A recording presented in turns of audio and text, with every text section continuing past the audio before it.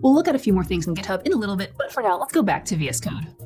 So far, we've added files to our repository, but there might be files and folders that you create that you don't actually want to track in Git. So let's say you're keeping some notes or something in a text file called random.txt that's in your project. You want those notes there, but you don't want them to be public in your repository. In GitHub Desktop, what you can do is uncheck that box. That will make sure that the file won't be included in any commits. However, it can be kind of annoying to keep seeing that file name all the time. So you can actually have Git ignore files and folders. If you right-click the file and select Ignore File, add to gitignore, you'll see that random.txt has disappeared, and there's a new file that Git has detected and wants to add to the repository, the .gitignore file. In the right panel, we can see that it contains random.txt. And if we look in VS Code and open the gitignore file, we'll see that random.txt line. In gitignore files, you can ignore individual files and folders by adding each one on a separate line. So let's test this out. In the gitignore file, add another line that says random123.txt and save. Then in VS Code, create a file with that file name.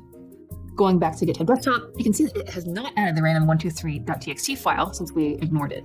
Now, as you might imagine, it can get a bit tedious to have to manually write each file name in the gitignore file. One thing that can help with that is that you can use the wildcard symbol when writing the file name. So let's go back to the gitignore file and delete everything that's there. Then add wildcard.txt to ignore all text files. Now in GitHub Desktop, we don't have either of the text files showing up, and we can see the wildcard in the gitignore file. Just be very careful when using this to ignore file types, in case you might want to include a file of that type in the future sometime.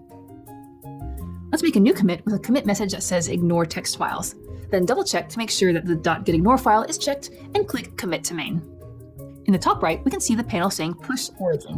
What origin is that it refers to the remote repository that we published on GitHub.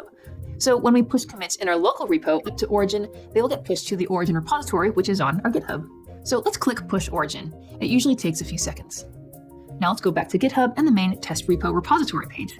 We can see that it looks a bit different now. The most recent commit is the ignore text files one, and it has a new hash. And the total number of commits has also gone up.